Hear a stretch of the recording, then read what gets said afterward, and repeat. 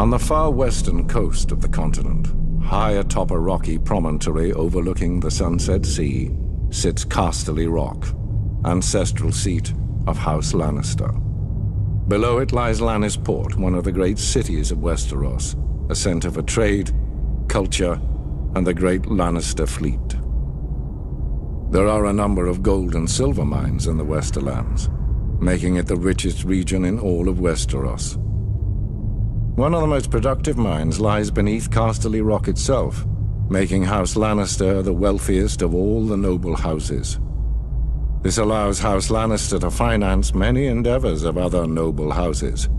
Even the king himself has sought credit from Casterly Rock from time to time.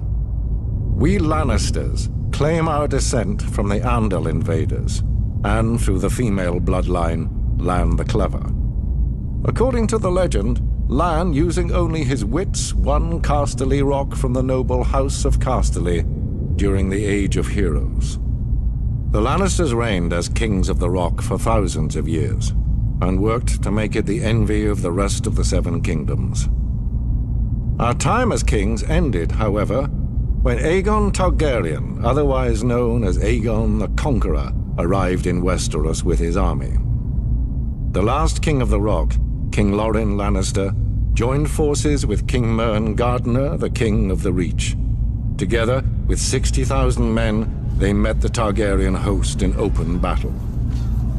History tells us that Aegon unleashed all 3 of his dragons, slaughtering 4,000 men at what came to be known as the Field of Fire. King Mern himself was burned alive that day, and House Gardener turned to ash with him. Seeing both the threat and opportunity the Targaryens represented, Loren wisely surrendered and aided Aegon in his further conquest of Westeros.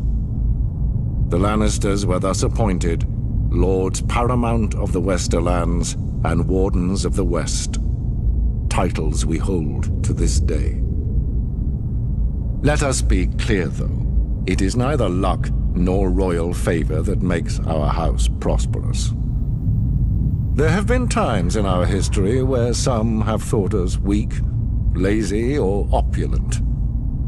My father, Titus Lannister, nearly bankrupted our house with his poor investments, and allowed himself to be mocked openly at court.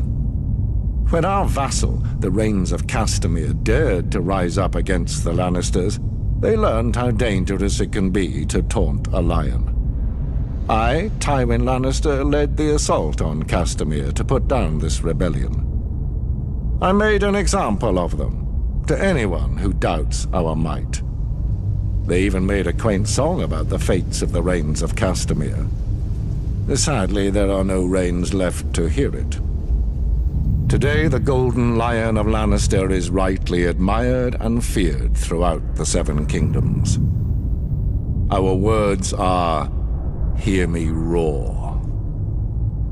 But there are other words that should be remembered when crossing a lion of Casterly Rock. A Lannister always pays his debts.